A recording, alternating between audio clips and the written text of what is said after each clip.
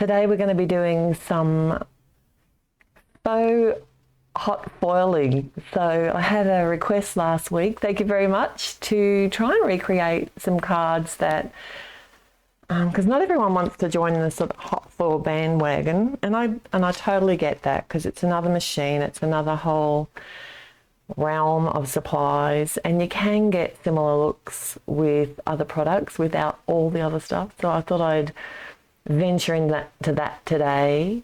There's a few different ways that you can get the metallic look. Obviously, metallic cardstock is one of them. I'm not going to use any laminator or foil press, any machinery today, other than like a normal die cutting machine. Another way that you can get the metallic look is by using something like a toner foil, because you can use this without a machine as well. So I'm going to try and do that today. And also another thing I thought of was the metallic pens. You could always draw with like a gel pen, but I don't know if you guys are like me, I do have a love-hate relationship with those. But I found this die, which I thought was perfect. So I'm actually going to be using this die, and this is you might have seen me use this one already, but this is the brushed rose. I am addicted to this. It's such a pretty metallic foil. I think they've got something like 4 colours altogether. I just cut my nails, and I can't craft without any nails. So basically I'm just making a big sticker here. For the background bit, I'm just going to be using the actual outline portion. So where did I put that sticker? Just there. The thing with hot foil is you get that really nice sort of flush finish, and this is how I thought I'd recreate that using the cardstock here. I have already die cut it from some white cardstock. And I'm just going to try and line it up and see if I can do the cheats way. For some of it anyway. It's probably just going to be easier to inlay it, isn't it?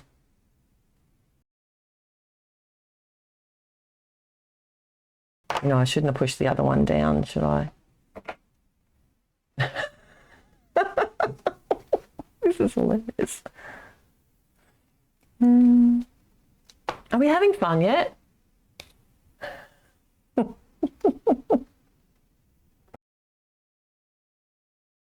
think I must have had this one upside down. And if you had the patience, this could actually be a twofer, because now I have like the opposite. So I could actually do a white thing with the inlay of the white die cut cover die, which was called Candy Cane Stripe, with an inlay of the brushed rose gold cardstock. Yeah.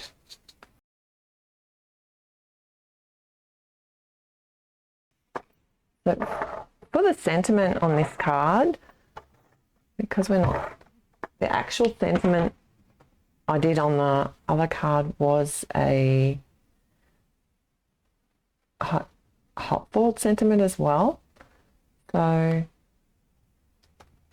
thought it'd be good to try and recreate something. But this time I'm going to be doing heat embossing. It's from the Casual Greetings stamp set from Alan Hudson.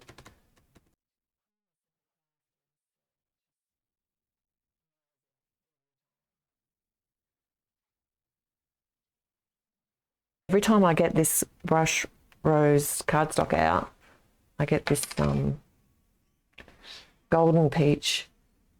How pretty is that? So it's not going to look the same as the hot foil, because it's not going to have that nice sort of flush look with the card, but it's still going to have the shimmer and the shine of that metallic kind of look.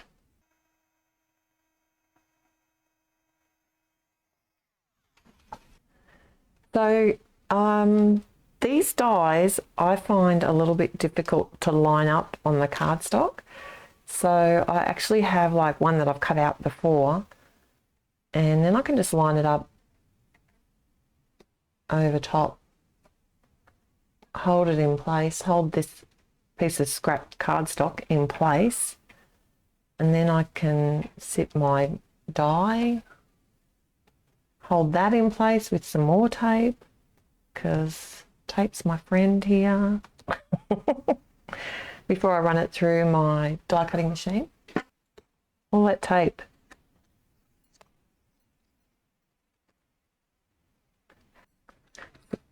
I do like these Ultra New layering die cut flowers.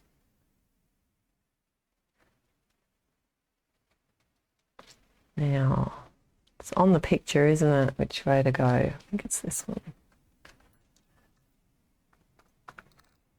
I normally do like really green leaves, so I thought it'd be nice to do something that's a bit different. This is one of my favourite card making colours, this teal colour. Let's follow the pattern.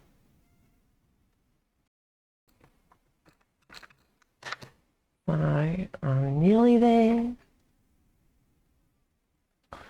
How easy is that flower? It's literally just two pieces and then the centre. Right. I think those colours are working okay here. Now I've still got one more card I'm going to try. We're talking about faux hot foiling today. I'm trying to get the hot foil look, or recreate a hot foil card using regular supplies. Regular, you know, non-hot foil supplies.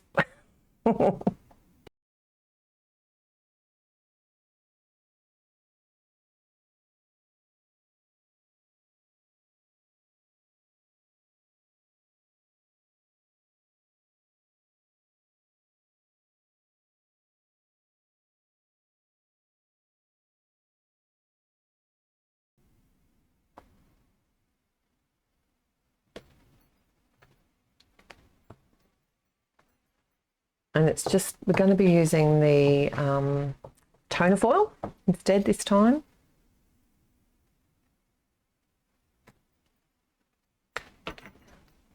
And if you were wanting to die cut strips, like say you don't have this, you have the sheets.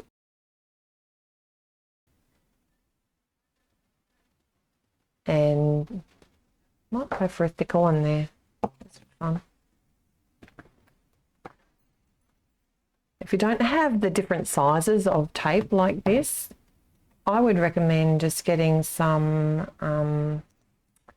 of that foil, the adhesive sheets like I was using before on behind the other one that worked so well initially, because I had it the wrong way.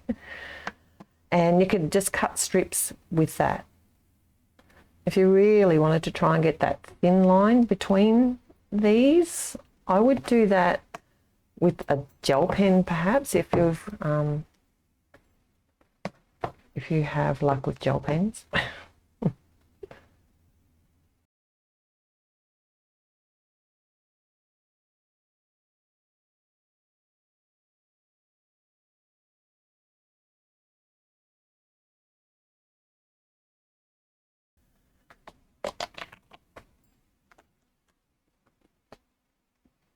This is what I did before. I never explained what I was doing. The powder tool deactivates the adhesive, so when you're cutting away with your scissors, you don't end up having everything sticking to your scissors. All right. For this one, I thought I'd use like a flower from the Doodles set. I'm probably not going to have time to make that today, but I thought at least if I get this part done, I can finish the card and then share it at the blog. And I'll put the link for that in the description below. And what you can do afterwards is cut the panel down to whatever size that you want. You could do a bigger panel than you need and get like a couple of cards out of it maybe. Do like a border.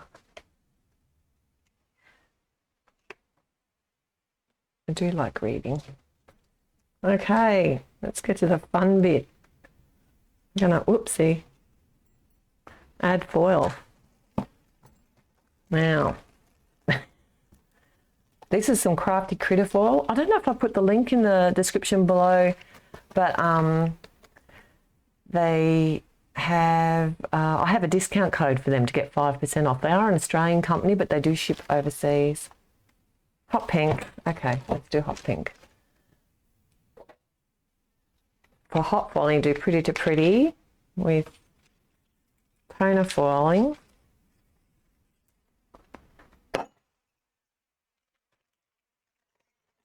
And what's this one? F0014. And I highly recommend Crafty Critta's cardstock too for foiling. It's beautiful. So literally I've just laid that foil on top. I'm not using a laminator. This is where you find out where the cat fur is on your cardstock. Something under there. I'm just burnishing it in with my fingers. You can use a bone folder. Let's see how we go.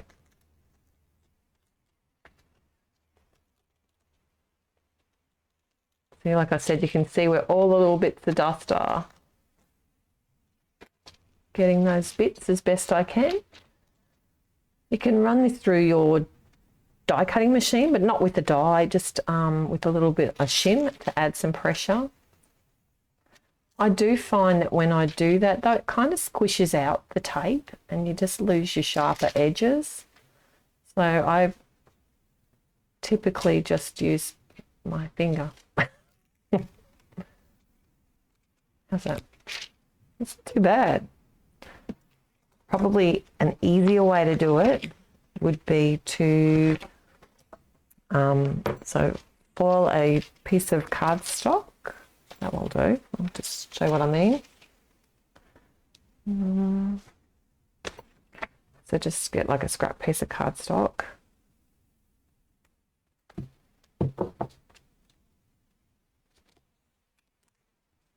Oh, probably haven't even made that big enough now. Oh, that'll be all right.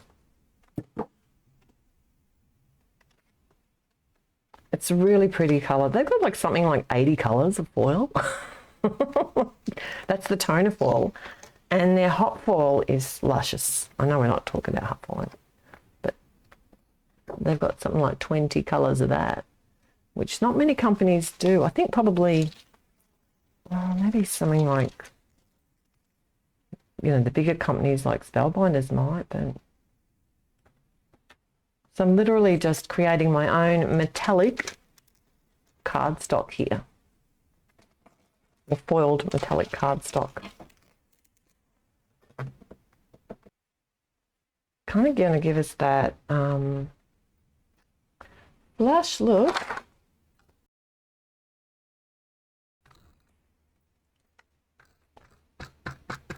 I wouldn't normally do. Get that all cleaned out. Do you find that?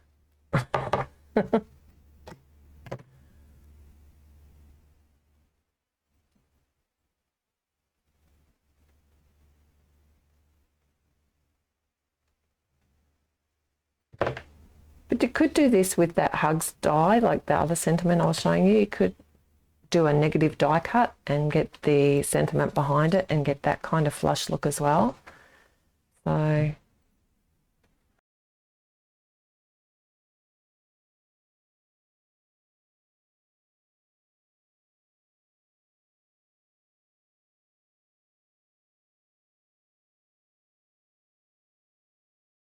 So if you've got any questions, if you did enjoy today's video, I really truly appreciate it if you do give it a thumbs up, and I do truly appreciate you spending your time here with me today. I know time is precious, and I do enjoy these lives and just sort of working through some,